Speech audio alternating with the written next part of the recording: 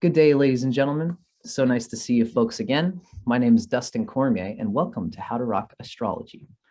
We are here today doing another segment of our Astro interviews series.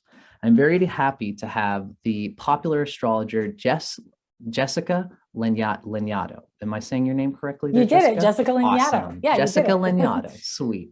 I'm so very happy to have you here hanging out with me on my channel today. I'm thrilled to be here. I'm excited to chat to a fellow Canadian. Yes, that's right. You and I were chatting a little bit earlier before we started, and you gave me a few things that I'd even like to just throw at you for conversation material. I've been doing these talks with a few people, these astrology talks, and they're usually geared towards giving people an experience of jumping off of the diving board and getting into the world of astrology as an identity, as a profession, as a confident life path choice. So I'm very glad to have you here today, Jessica, because you've been doing it for quite a little while in San Francisco.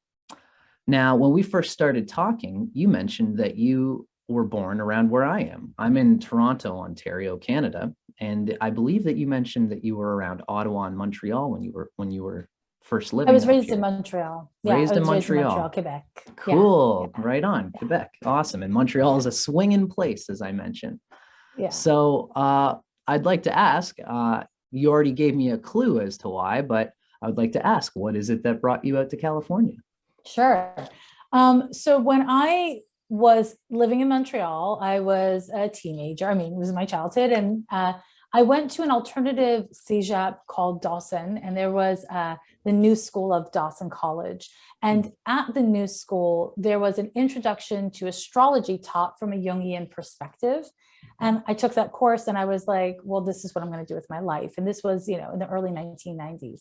And so the next semester, I took an intermediate astrology course, again, taught from a Jungian perspective. It's tropical astrology. And this was college? And yeah, an alternative college. Yeah, it doesn't exist anymore. Cool. I got real lucky. Yeah, no kidding. Cool.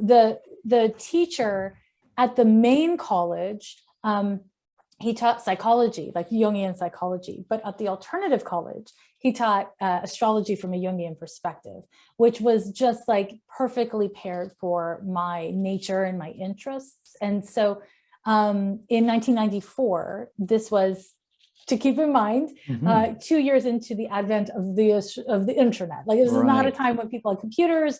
There was no social media. That didn't exist yet. If you wanted to cast birth charts or event charts, you did it by hand.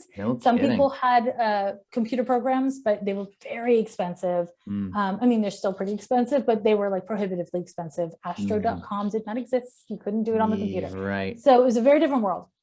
And I just knew as soon as I started studying astrology that I was going to devote my life to it. So I moved in 1994 to San Francisco because at that time it was like the bohemian mecca of North America. Yeah, and it was a mecca of...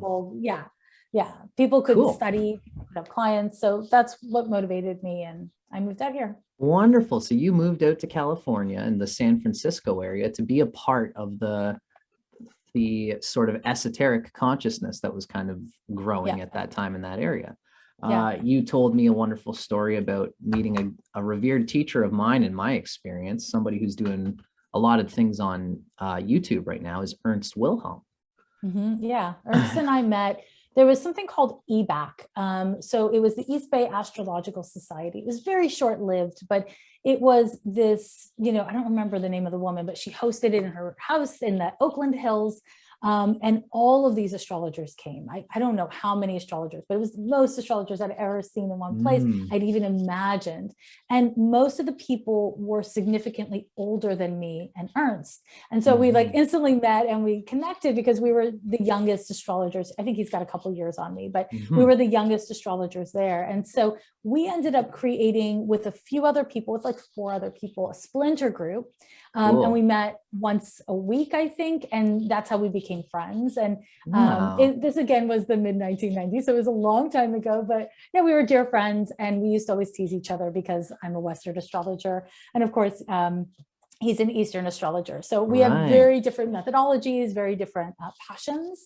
But it's I love difference, and I love learning about different ways. It's not like we taught each other. We just, we were Kind of friends riffed off each other. practice. I could, Yeah. I definitely There's a see it. Like as a musician myself, I'm a rock musician and I like to play that kind of stuff. And my style is expanded very deeply when I go jam with like a reggae musician.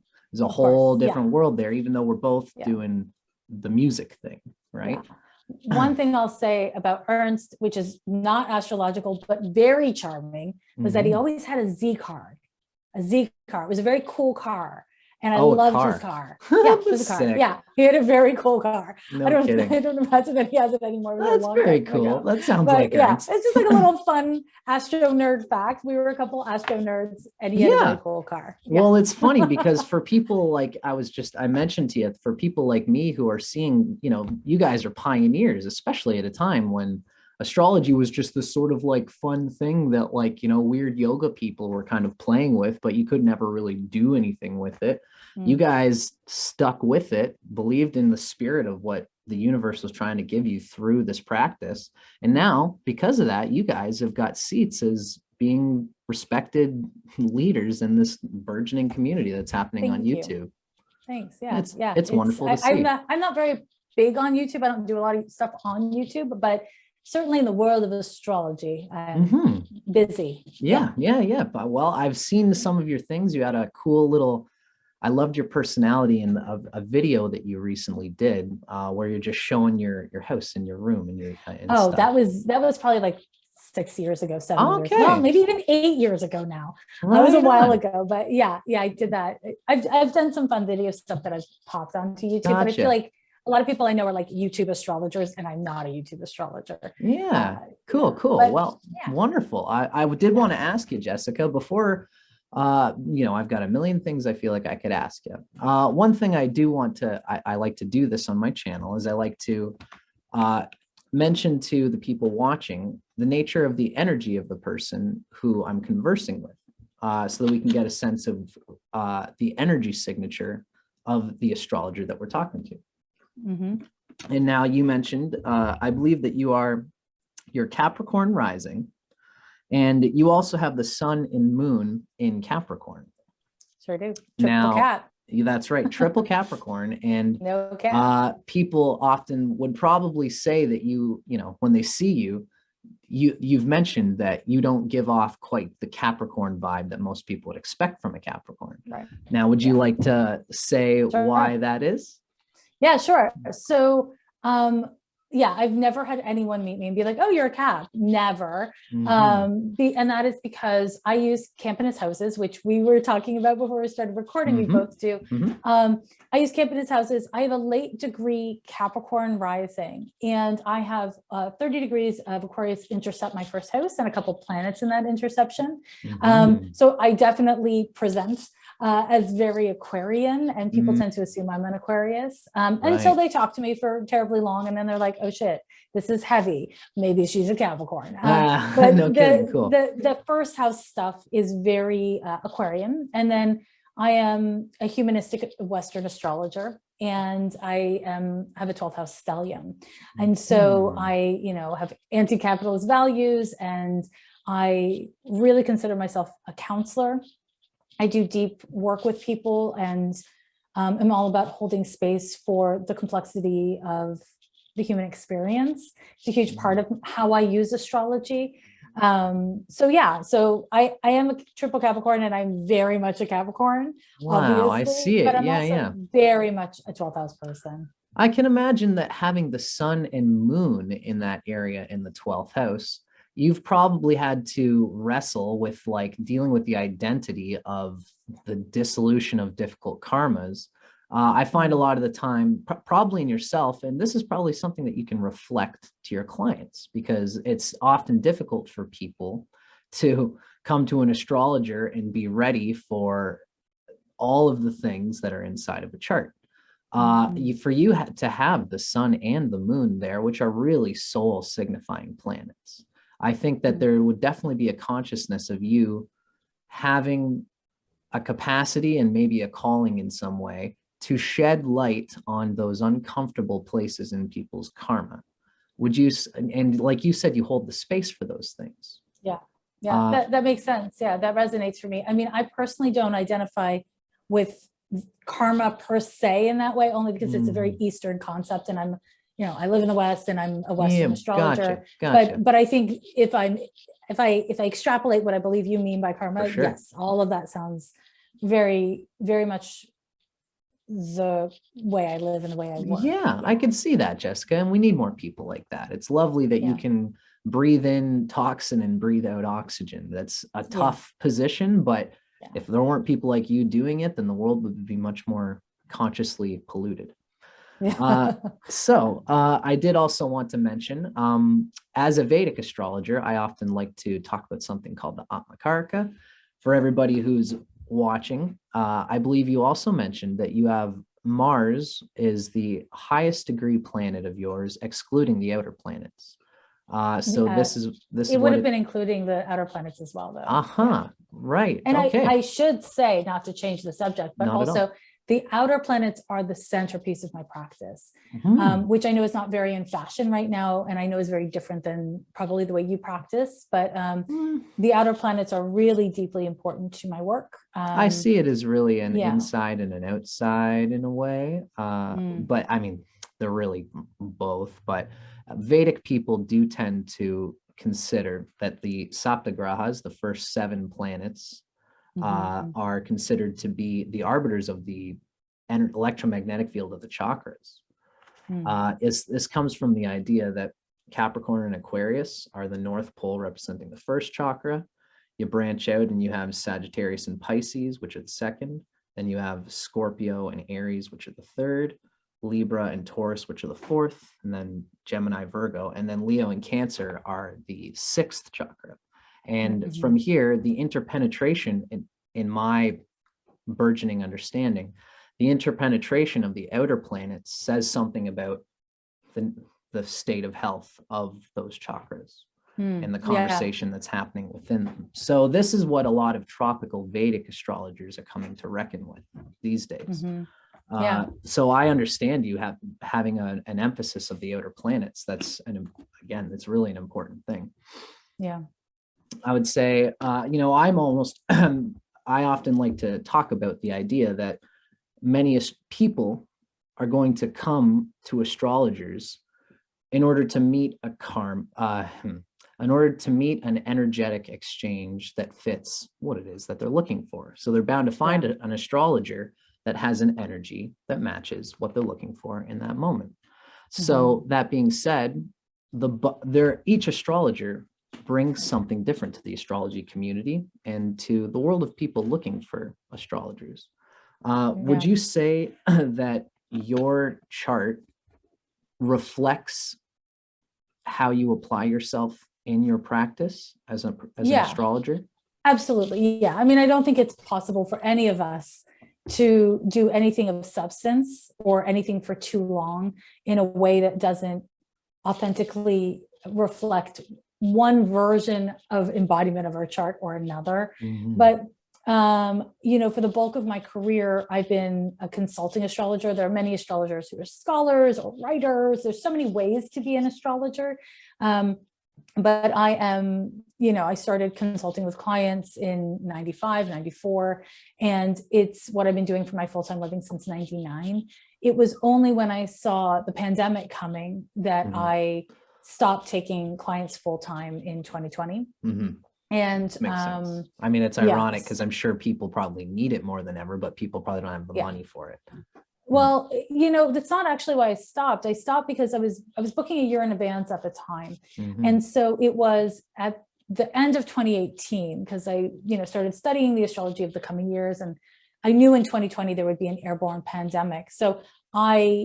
And also social unrest. And so I had to make the decision at the end of 18, start of 19, to stop booking for 2020 at that time, because I was booking a year in advance. And I was so grateful that I did, because throughout 2019, all of my readings were people being like, I want to open a storefront. I want to travel in 2020. And I was constantly having to rein people in and be like, maybe don't spend all your money. Maybe, and I felt like such a bummer all the time.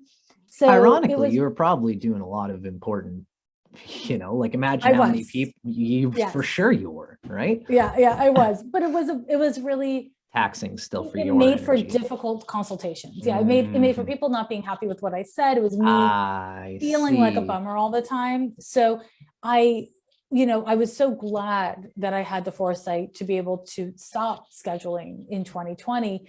And I will not meet with clients in this period for that reason.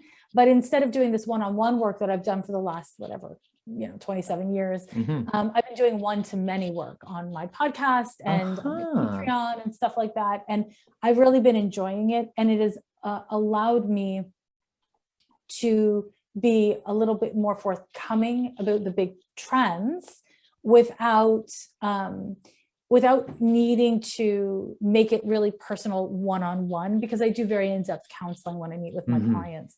So it's a lot easier, I feel like, on me and perhaps on my clients as well, to not have waited for a year to meet with me and for me to be like, hold off, bad things are coming that have nothing to do with you. Like, just nobody wants to hear that. To be honest with you, I would say that if I was with you, I imagine your clients read this in your energy anyway, is that you are an astrologer who is avidly connected to what is happening in the world around you. Being a lot of that Capricorn energy, I think, is just part of the fact. And I think that's an incredible, that's probably part of one of your strengths, is that when somebody comes to you, you are taking in everything that the person is trying to build at the material level of the economy that they're in and the state of the world. And it's a very useful thing, to see the soul and context of the world around it. Very cool. So and I love the idea of you doing a podcast like that. Right now, I guess that, the world of podcasting is really its own thing. You've got to have the right personality for it and everything. And you really, as somebody who's been doing astrology for a long time, you probably have a lot of insights that you can, what am I trying to say? It's like, it's a good thing that you did clients for as long as you did. Yeah. Because you gained the experience of what an astrologer is supposed to be. Now you can teach it. Yeah. It's from a really that important place. Yeah. Right? It's a really important difference, I feel, because you can study astrology forever. And unless you actually have lived experience with a diverse set of people over the course of time, you don't really know how it functions. And this is part of why I didn't do much mundane astrology for the first couple decades of my career, because now that I have such a well-developed, I've got my 10,000 hours plus of consulting with individuals, I have a better understanding how collective astrology works as well as individual astrology. And that understanding of collective astrology doesn't work as well unless we really understand how the individual birth chart functions, not how it's supposed to function in idealistic astrology, which there's a lot of that. It's a lot of like theoretical, but in practice, because the truth of the matter is, if we're talking about something like dating, something that every astrologer deals with, like questions about love, right? We can read the signs, but if we don't have a deep and functional understanding of human nature, then it doesn't really matter, because the truth is we do not date out of, for instance, Venus all the time. Sometimes we date out of fear, Saturn. Sometimes we date out of like social pressure, again, Saturn. Sometimes we date out of loneliness, and that can be any number of planets, right? Like there's many things that motivate us. There's many things that drive us as humans. And they're not always the things that we're quote unquote supposed to be driven by, like love, Venus, right? And this is something that it takes practice, like literal practice. And so whenever I'm talking to newer astrologers or people who really want to develop a career, like a lifetime with astrology, I say, be willing to be wrong. Let your clients know that you have a question. If you have a question, when I was in my first 10 years of being in private practice, and do you mind that I take our conversation in this direction? No, not at all, Jessica. Okay, please. great. This is why I got you here. Okay, cool. So for it was specifically the first 7 years before every first-time client, I would tell my clients that I was in a self-appointed apprenticeship with astrology, because I didn't have a mentor or a teacher. I'm self-taught. It's something I talk And about a lot. It's tough to jump into the water and learn to swim, as I said. it is. And so I would tell each and every one of my clients that I was in a self-appointed apprenticeship, that I was not a master. I stopped doing that after 7 years, but for the, first Saturn cycle, I felt that it was important. And I asked a lot of questions of my clients. And when they told me I was getting something wrong, I asked more questions, because the worst thing we can do as astrologers is insist on being right or take it personal when we're wrong. You will be wrong. Yes, everyone's wrong sooner or totally. later to a certain extent. And sometimes you're wrong because you're just fucking wrong. And sometimes you're wrong because the person's not ready to hear it yet, or because you said it in a way that they weren't ready to hear. Right. Technically my name is Jessica, right? I prefer to be called Jessica. You could call me Jess, and I'm like, that's not my name, but technically it's my name. It's like words are power. And so one of the things I trained myself on in those 7 years was to study my client's mercurial placement in advance of our meeting, so that I could appropriately adjust how I verbalized concepts and even the speed with which I spoke. Because some people's Mercuries move really fast and they can like cognitively track what I'm saying, because I'm a fast talker, as you can tell. And other people's Mercuries, they really need a little bit more air between concepts. They need a moment to like check in and be like, did I hear that right? Does this click in for me? I would also, and I still do this, I make my clients record the session and I make my clients take notes. Me too. Oh, cool. And taking notes is an interesting thing. I recommend component. It, but yeah, it's important, because the client needs to know that they're not there like getting a massage. They're there to do work.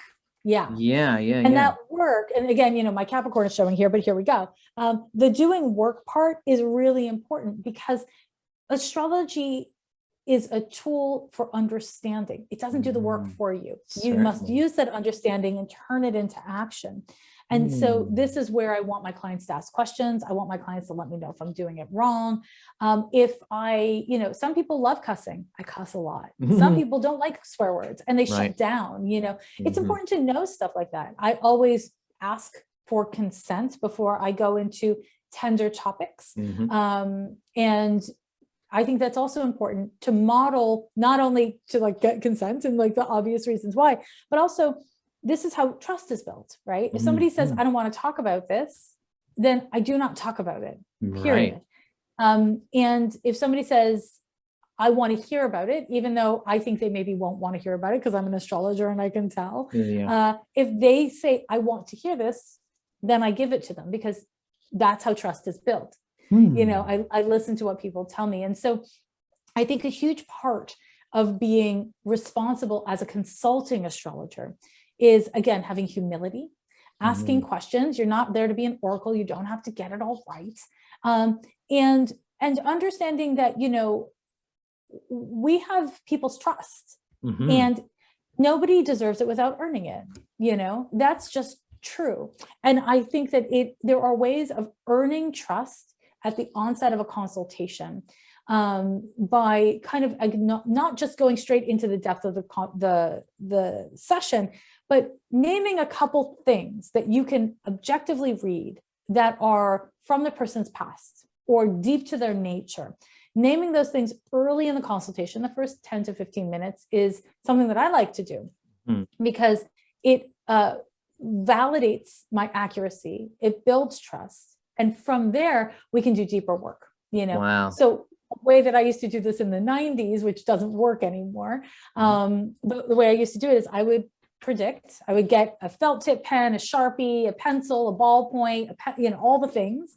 And I would predict what kind of stylus, what kind of like tool people would want to take their notes with and write with, based on their Mercury placement. And, it was like a thing that I worked on predicting. It was like kind of useless, but it was a way of being, again, of establishing some metric of accuracy. And it was part of my curiosity about astrology, which is like the last thing I'm going to say in my little rant, I have been practicing astrology. I'm about to have like the Saturn return of my private practice, right? Like I've been practicing a very long time.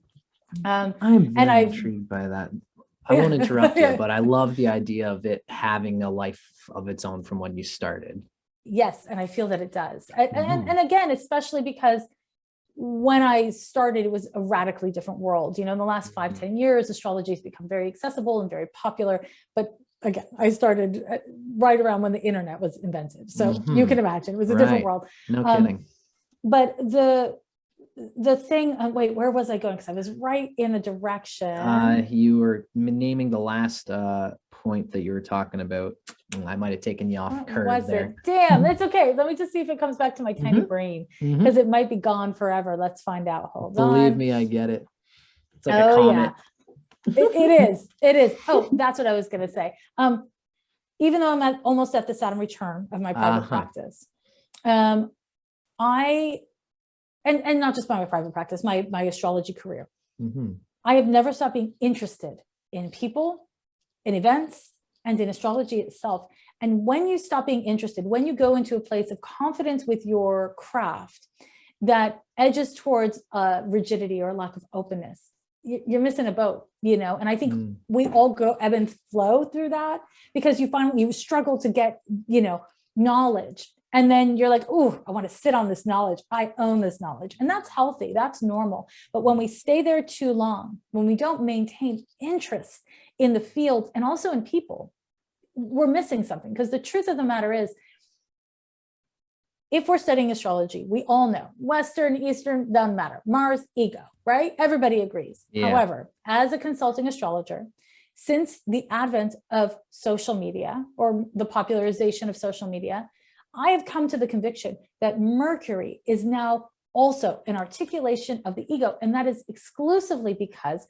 we say who we are. We put ourselves out in the world in this very mercurial way online. And it is a curation that is ego driven. So while technically Mars is the ego, when I'm striving to understand how people function in the world through their ego, I no longer only look at Mars. I now look at Mercury, because our attachment to the stories we tell ourselves of who we are and the stories we tell others, our ability to listen and our willingness to listen is Mercury. And in this world, brand new, never existed before, because of the internet, that is now an issue of Mercury and the ego. So as humanity evolves, as technology evolves, so must astrology. And this is why I am, always wanting to remain interested in the world around me as much as I am interested in astrology itself. It's, when we study the greats and the classics,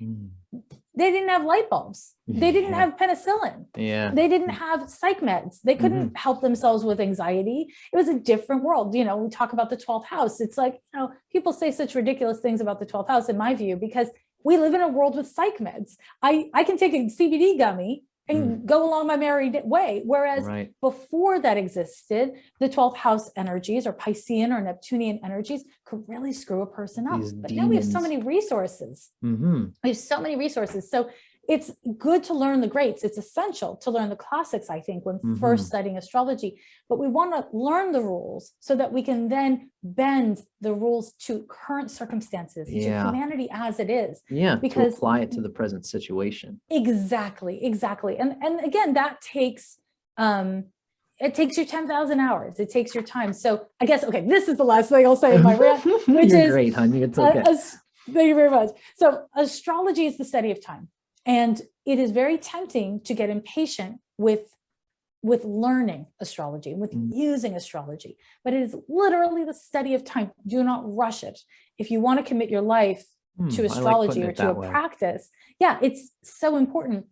If you want to commit your life to it, it is far more important to have a reputation of having integrity and skill and empathy than it is to be out there. And I think social media really does make people feel like, oh, I should just keep on trying. And like, I just learned about what a full moon means, so I'm going to tell everyone on my feed what a full moon means. I do think there's a value to that, but I also think there's a risk to that, because we don't want people who don't fully understand concepts a lot of to people be are teaching those concepts. Yeah, like a lot of people are saying right now that part of the phenomenon of Uranus being in Taurus is that there is this sort of almost crazy over expansion of people being able to come out and have their personality be enjoyed on the technological soundstage of the internet. And I think a lot of people are dealing with what Uranus does, which is that if you have taken the time, really like somebody like you have, if you've got a lot of Saturn behind you and you don't grab the microphone just because you want to, but because you've worked out a really conscious cognitive message that is useful to somebody, Uranus is going to take it to a good place if somebody like you has the right intention for it. But there's probably a lot of zany Uranus and Taurus energy that's getting people out there being really excited that my face is being seen, being heard. And people, even there's beautiful, beautiful people on YouTube who just have just gorgeous energies, but how well versed they are in the painstaking process of calmly making sure that you're saying something utilitarian before you just blurt out something that's all about the hype or something like that. It's really complicated. It's really, we're living in a world where everyone positions themselves as an expert. And I think the lack of humility of an individual will be the downfall of that individual. And I think the lack of humility of a society will be the downfall of that society. And it's not that simple. It's much more complex, but it also is that simple.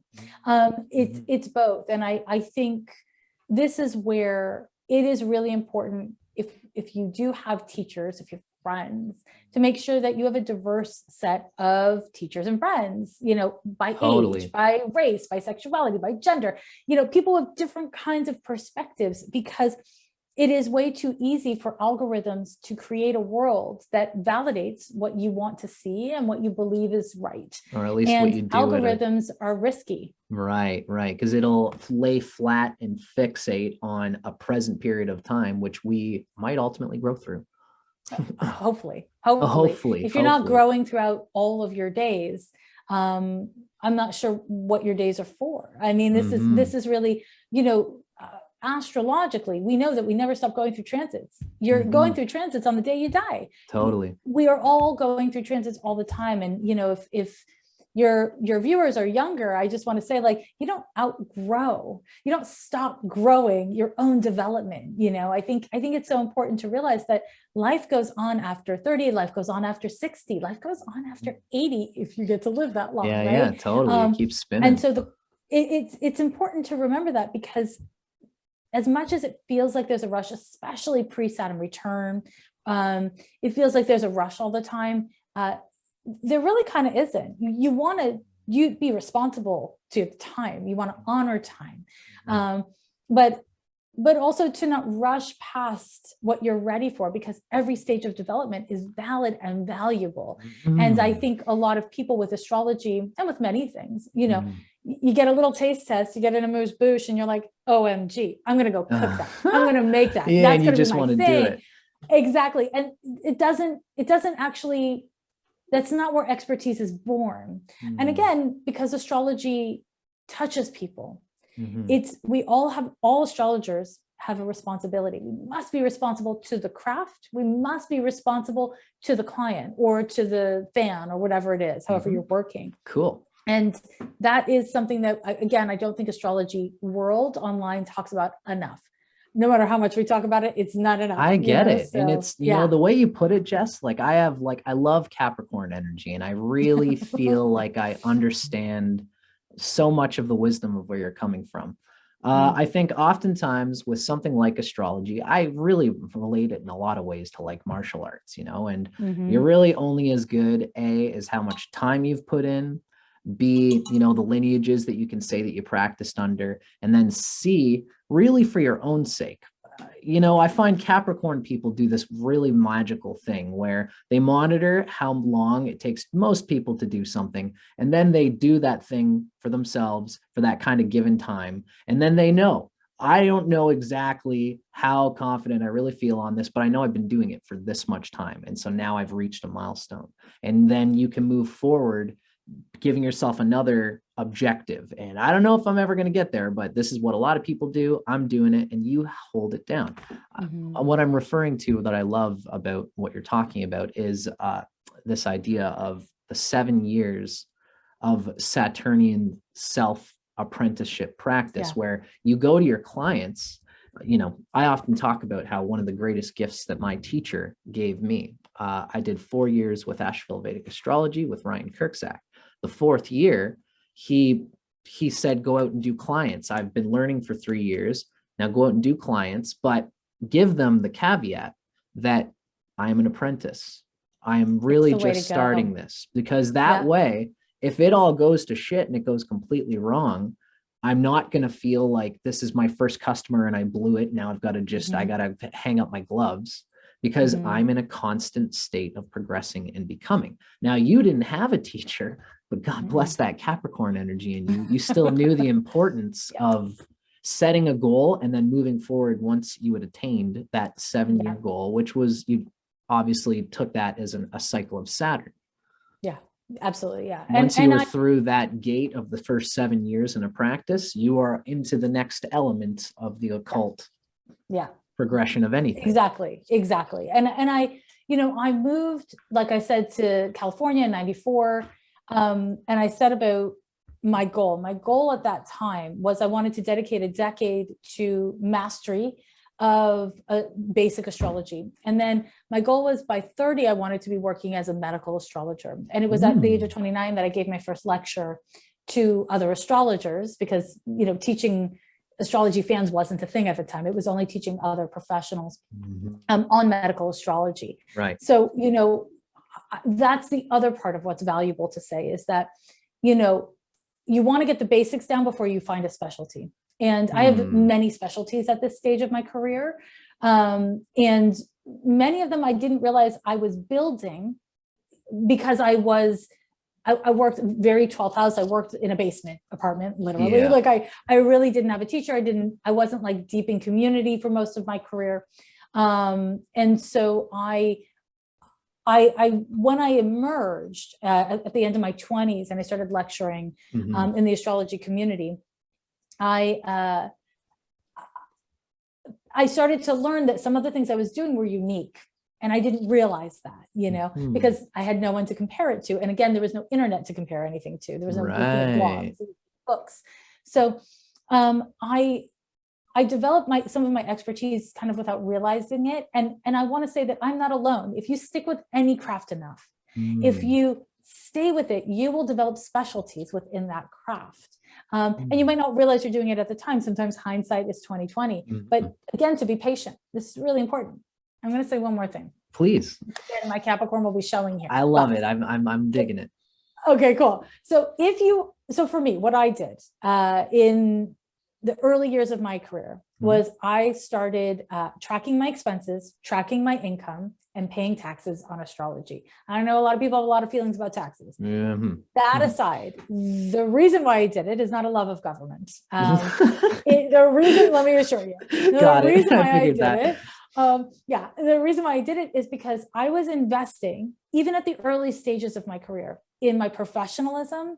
And I had the idea as a person in my 20s that if I did everything legit, that I would have something to grow into, and that I would already have some business skills to manage my own private practice when I actually was making any kind of money. Because I was like doing it, but I was making very, very little money. Right.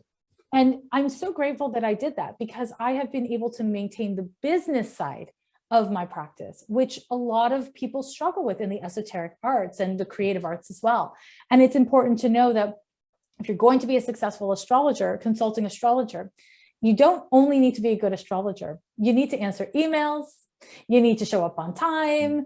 You know what I mean? Like you need to be clear about what your cancellation practice is. Yeah, you got to put across a vibration. About the dress thing. Yeah, okay, I I'm with you. Whatever the fuck I want. Sick, Again, cool, love it, girl, love it. Yeah, I do whatever I want that way, and I custom my consultations if my clients aren't offended by it. But, gotcha.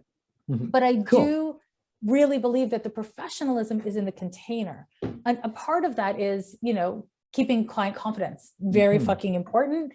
For sure. And I often will say to people, I'm a professional secret keeper. I also think in this day and age, there's a very like popular thing of name dropping your clients. And I'm not about that at all. You mean like on YouTube? I think people Or name just in drop general? famous people. They name drop, clients that they have that have followings, etc. Right. And I really think it's important to not treat our clients like commodities, but instead to hold the space for them. Yeah. And that's not something that I see all the time. And it's not like I'm mad at anyone. I'm not judging everyone. Everyone's like making a living the way they do, and they're living in the way they do. But I think you're making some key points so that some people will be less damaged by being a little bit too frilly about information, personal information. Yeah, personal information. I don't read famous people's charts. I know it's like a way that people learn astrology is they'll like look at a famous person's chart and interpret it in a class. My whole career have never been about that, because if you're a civil servant, my take is, if you're a civil servant, you have made yourself a servant to the public. So if you're in politics, in other words, right?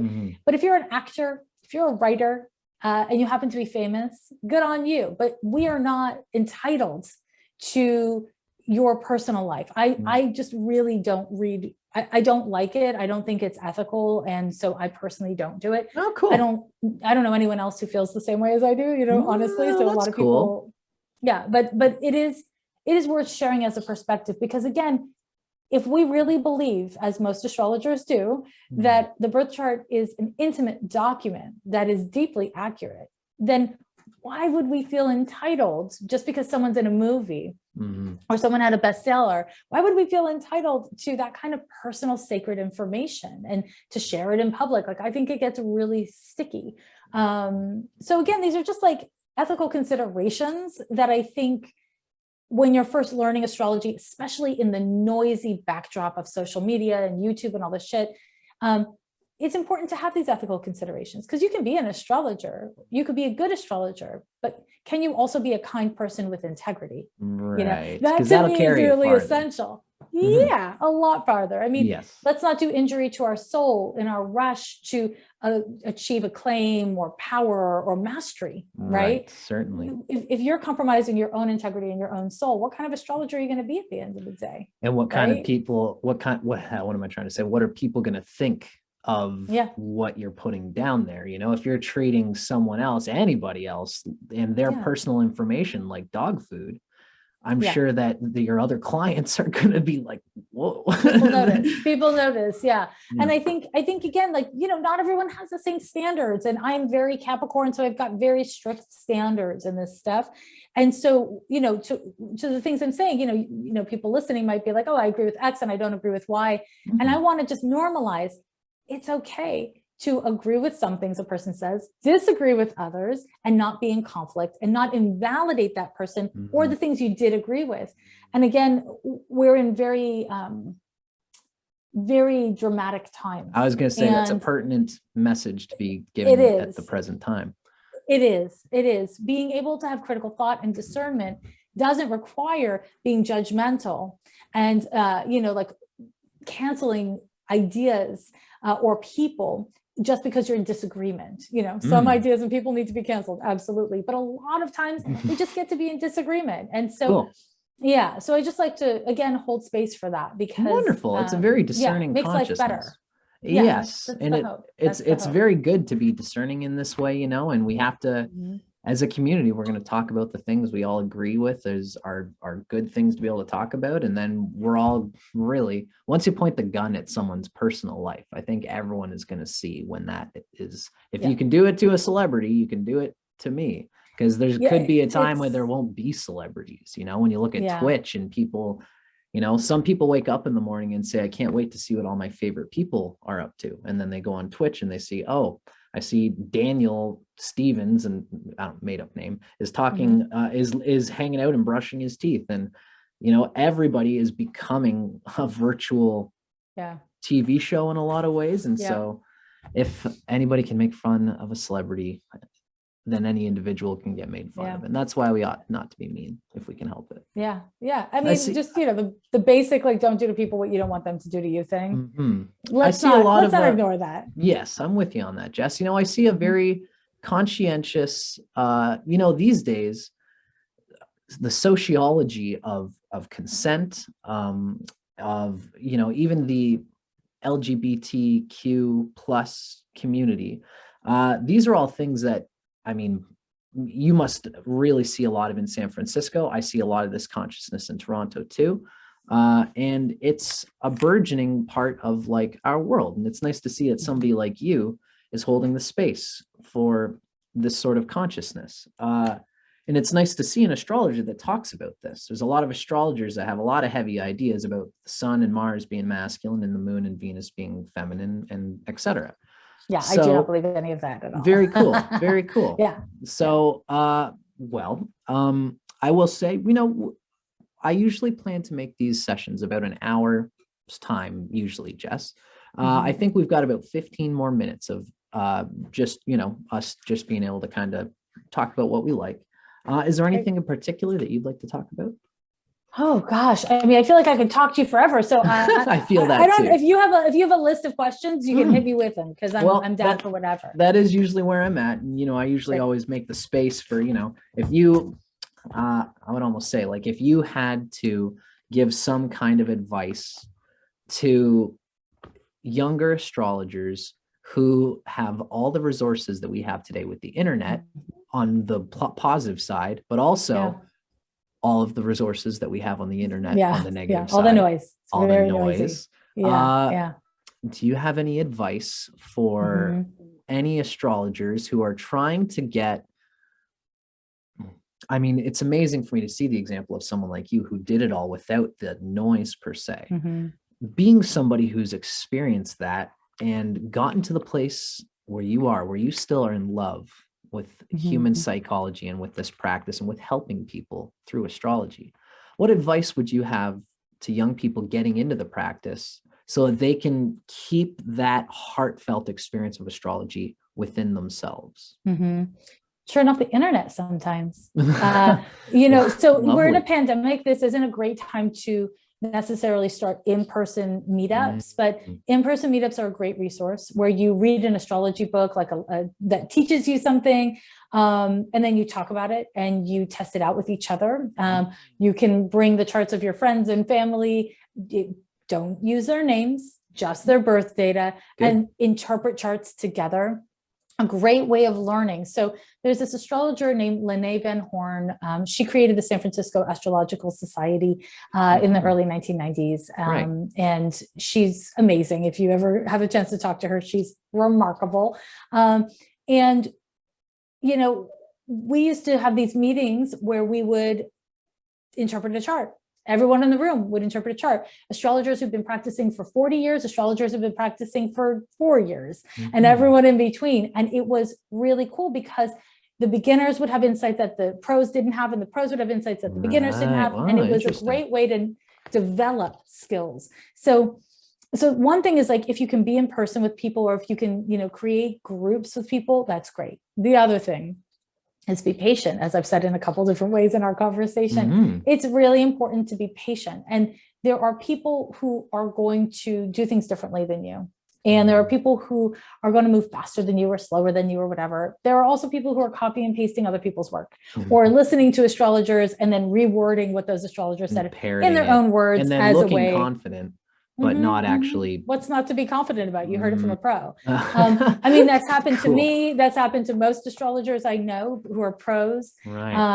And it sucks, and it isn't fair. And at the end of the day, if this is your calling, if this is your work, every once in a while, as frequently as you like, do not go to your favorite resource for astrology, whether it's YouTube or like Twitter or whatever, turn that shit off. Spend a month just focusing on your own studies, on your own clients, on your own research or work, and come to your own assessments, and then go back to the noisy, land of insert social media, right? Sometimes we learn best with others, from others, and other times we need to integrate that data. We know that the moon is about the emotion, but it's where we gestate things. It's where we digest. If we do not have space for digestion of data, then all we are is data collectors. And we will not be skilled astrologers if we are data collectors without synthesis, gestation. So that's my advice, is to be patient, essentially, in these ways, and to invest in yourself as you invest in astrology, to understand that these things are linked. And in a really noisy room, there's only so much you're going to learn. Sometimes you just need to turn off the volume. You need to like go and do your own fucking thing. Yeah. So find your own thing. Yeah, find your own thing. And, I think that there is a room for astrology to be popular and acceptable moving forward. However, throughout history, astrology has had times where it's really popular, and then there's always a backlash. And we are starting to see a backlash where TikTok and Instagram have announced their policies. That. Yeah, I've seen that. I mean, I was just waiting. I'm shocked it took them so long. And, this tends to coincide with the kind of rise of religions being a little bit more like, we got to bring people back to our fold. We can't lose them to this, to this demonic thing. And so, it is possible that astrology will not remain as accessible or as popular. And for those of us who are dedicated and committed to the craft, that won't change a lot. And for other people, it'll change everything, right? Yeah. So the one last thing I'll say is, yes, please. Do not allow your career, if you're a young astrologer or an old astrologer, do not allow your career to hinge on social media, on YouTube, on TikTok, on Twitch, whatever. Someone else owns that platform. Someone else owns that platform. They can turn your account off at a whim. We must have our own websites. We must have our own mailing lists. We must have our own places on the internet that we can return to, so that if we get booted off of these platforms, which you should expect to, just because it's someone else's prepare power. For the worst, be thrilled when it doesn't happen, Very cool. Then, very smart. Yeah. Then, I mean, again, this is like being an older person thing, probably more than anything else, because I've seen so many young astrologers build their whole careers on one social media platform. And that's an error, because we don't own those platforms. We will never own those platforms. So, creating your own safe space on the internet is a really smart idea, not over relying on social media. Wow. Yeah. That's incredible advice, Jessica. Like, I gotta tell you, like, I don't know if it seems to you like it's just like you're speaking the obvious, but yeah, I totally see the wisdom in what you're saying. I think people often say that Capricorn, the nature of the gross, dense energy of Capricorn translates to money and to capitalism. But I think you're a shining example of how what it really is single-pointed concentration and investment on something that grows into something that can survive and adapt in its own feet. Absolutely. I mean, there's, the way that I describe Capricorn to people, and hopefully these dated references will transcend time, is that Capricorn energy, yes, is Darth Vader. It's daddy issues, it's monochromatic, it's oppressive, it's hierarchical. Fuck yeah, that's Capricorn. But the other thing that's Capricorn is fucking Mary Poppins. It's some lady who comes in flying on an umbrella to help heal your daddy issues through magic and dance. They're both Capricorn archetypes, because we don't want to forget Capricorn's a feminine sign. It is high femme energy, like from as a queer reference. Cool. It is absolutely the energy that we can use to be truly conservative, not in a conservative, Republican content, but conservative in like a Greta Thunberg perspective of being a conservationist, conserving what is important of our energy, of the way we engage with the earth. This kind of conservation mindset is very Capricorn. It's only capitalistic if you are selfish. I'm very anti-capitalist. It's not my move. Gotcha. But I'm not the only Capricorn who's like that. It just goes to show you that these archetypes are energetic inferences of the psychological archetypes of humanity, and you can't tell that someone is going to be materialistic because they're a Capricorn, any more that you can tell someone's going to be a sex crazed maniac because they're a Gemini or a Scorpio. Yeah, I mean, that's another one where I'm just like, well, that's funny. Yeah. It's funny, but it's also really damaging. It's just like damaging, right? That's not how it works. Yeah, we don't want to oversimplify complex human nature. Totally. And it's tempting, and we have to do that a little when we're first learning. That's part of like, you learn something and you make it too simple at first. That's learning. You just don't want to live in that oversimplification state. Love it. Love it, Jessica. Those are my final hot takes. Well, thank you, Jessica. I got to tell you, you've been such your radiant personality. I knew it would shine. Thank and you. I'm so glad to have you on here on my show. Thank you. It's been such a pleasure. Yeah. So for everybody watching, I hope you guys enjoyed this conversation with Jessica Lanyadoo. Close, close, but no cigar. Okay. It's hard. Jessica Lanyadoo. Thank you. Oh, sweet. Thank you, Jessica. You are so sweet and you make me feel very good. So for everybody watching, Jessica, do you have a website, obviously, that be your mainstay for people to get in contact with you? So what, if you don't mind me asking, what's your website called? So first of all, I have to say, my website is fucking adorable. It is the cutest place you'll ever go. Oh, I actually saw it. It's got the squares and you can click on the different things. I loved it. Yeah. Thank you. Yeah. If you're on a computer, not on mobile, when your mouse hovers over any of the squares, it changes. So and it interacts with you. I've seen that. Yeah. Very cool. And there's a free chart drawing tool. It's for Western astrology there. And I've got tons of stuff, including some classes. You can also find my Patreon there, patreon.com/Jessica Lanyadoo, where I teach astrology and tarot. And, I talk about my other skills around psychic ability, yada, yada. Cool. So you can find me all there. I'm on Instagram, where if you're in the market, I have a lot of videos where I myself, through the magic of technology, which I could share with you right now, if you're interested, become the planets. Cool. And I speak from the perspective of planets. Let me see if I can rip it up for us, Jessica. So it's real. I have a lot of fun with it because, it is fun. Oh, you know what? I think I seen the one with Pluto. Pluto's one worth seeing. Hold on. Let me just sure. do a damn thing for you here. So I have Instagram. I wonder if you can share your screen. Let me just make you able to do You won't even need it. You're going to see something else in a second. Sick. Here. Love it. Hold on. Bear with me. Drum roll. Oh, hello. So I'm on the moon right now. So Sick. I create videos on Instagram where I am any of the planets, and I talk about current transits from the perspective of, being the moon on a full moon, or being Pluto during the Pluto-Mars conjunction, or whatever it is. Damn, what's it like being the moon? Do you feel as high as you look? Truly delightful. Yeah. I mean, what's not to like? Right? For sure. Yeah. For me, it's really like a fun way of sharing deep concepts and making it easier for people to understand them. You know what I mean? So it's fun. So people can find me on Instagram, where I do that. On my Patreon, honestly, I do a fair amount of like filtered videos because I just think they're fun and easy. Also, I'm bored of human faces. There's so many human faces on the internet. Damn, if I could be like an iguana or something like that, or like, even live out all the archetypes, like be like a seagoat Capricorn when I'm trying to describe Capricorn. Wouldn't that be so great? Love it. I like being a lemon and a piece of bread, but to each their own. Cool. Love it.